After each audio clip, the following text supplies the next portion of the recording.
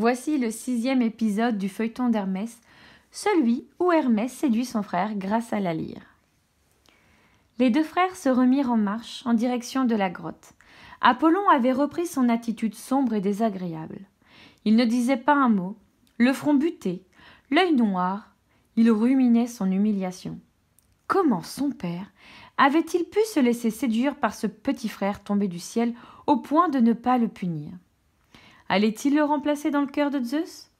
Apollon découvrait un sentiment connu jusqu'alors, la jalousie.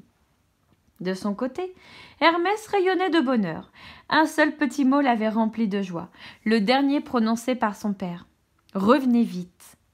Il ne put s'empêcher de sortir sa lyre pour se mettre à chanter.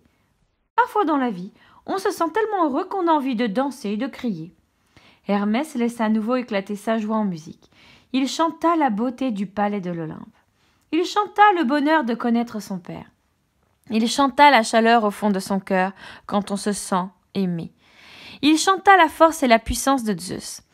Il chanta aussi la chance d'avoir un grand frère à admirer. Puis son chant devint plus mélancolique. Il chanta la belle vache aux longues cornes qu'il aimait si fort. Et Maïa, sa mère, restait seule dans la grotte à l'attendre. Apollon s'était arrêté de marcher. Il écoutait son frère, frappé de stupeur. La délicatesse de son chant était telle qu'Apollon en eut les larmes aux yeux. Il n'était pas pour rien le dieu de la musique et de la poésie, le protecteur des arts. « Tu as beau être tout petit, mon frère, tu connais des secrets merveilleux, » lui dit-il. « Accepterais-tu de me les apprendre ?» À ces mots, Hermès rougit jusqu'aux oreilles. Était-ce possible? Le grand Apollon lui demandait à lui, petit bonhomme de 2 jours, de lui enseigner quelque chose qu'il ignorait. Il lui répondit « Tu es le premier fils de papa, tu es son préféré, et tu connais tellement et tellement plus de choses que moi. Mais je veux bien te montrer comment je joue de la lyre, et je peux même t'en faire cadeau si tu en as envie. » Apollon saisit la lyre, les mains tremblantes, pinça une corde, puis 2. Hermès prit délicatement la main et guida ses doigts le long des cordes. Peu à peu, une musique s'éleva de la lyre. Apollon était ému.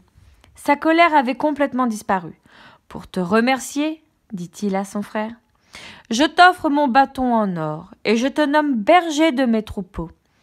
Ainsi tu continueras à voir la belle vache aux longues cornes autant que tu voudras. » Hermès était enchanté de cette proposition. Et comme il n'était encore qu'un tout petit enfant, il sauta au cou d'Apollon. Un peu surpris, celui-ci eut un mouvement de recul. Puis il serra l'enfant contre lui et l'embrassa à son tour. Les deux frères allaient reprendre leur route lorsqu'un grand brouhaha se fit entendre. Un bruit mêlé de froissements, de frottements et de sifflements qui provenait d'un fourré aux herbes épaisses sur le bord du chemin. Ils s'y précipitèrent et découvrirent 2 longs serpents se battant férocement. Gueule ouverte, gros saillants, langue sifflante, ils cherchaient l'un et l'autre à se mordre et se tordaient en tous sens. Ce combat effraya Apollon, qui n'aimait que le calme et la beauté. Hermès, lui, était fasciné par la violence de la scène. Il saisit soudain le bâton d'or que venait de lui offrir son frère et le tendit en direction des 2 serpents. Aussitôt, les serpents cessèrent de se battre et s'enroulèrent en ondulant autour du bâton magique. Une fois unis sur le bâton, les 2 têtes se retrouvèrent face à face et ils s'embrassèrent. Hermès eut un petit sourire satisfait. Il prit le bâton portant les serpents réconciliés et décida qu'à partir de ce jour, il ne s'en séparait plus jamais. Puis il se tourna vers Apollon et lui dit « Alors, on y va ?» Le soir, les 2 frères s'arrêtèrent pour passer les nuits près d'une rivière. La chaleur de la journée avait été forte, mais la nuit les enveloppait d'un manteau de fraîcheur. Hermès fit du feu sous les yeux admiratifs d'Apollon. Puis il s'assit en tailleur près du feu et sortit à nouveau sa flûte. À peine avait-il commencé à en jouer qu'Apollon eut très envie de posséder aussi cet instrument. « Frère, que voudrais-tu en échange de ta flûte ?» lui demanda-t-il. Hermès réfléchit un instant, puis dit d'une voix claire « Toi qui sais tant et tant de choses, tu dois savoir deviner ce qui va m'arriver. J'aimerais que tu m'apprennes. » Apollon eut l'air embarrassé.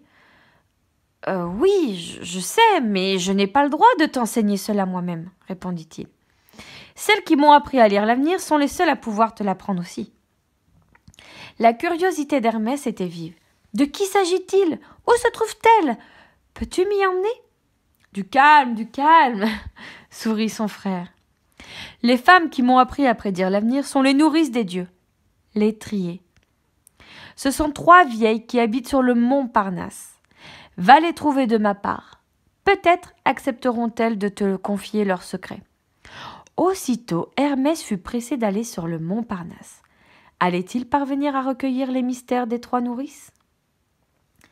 C'était le 6e épisode du feuilleton d'Hermès et on se retrouve bientôt pour la suite.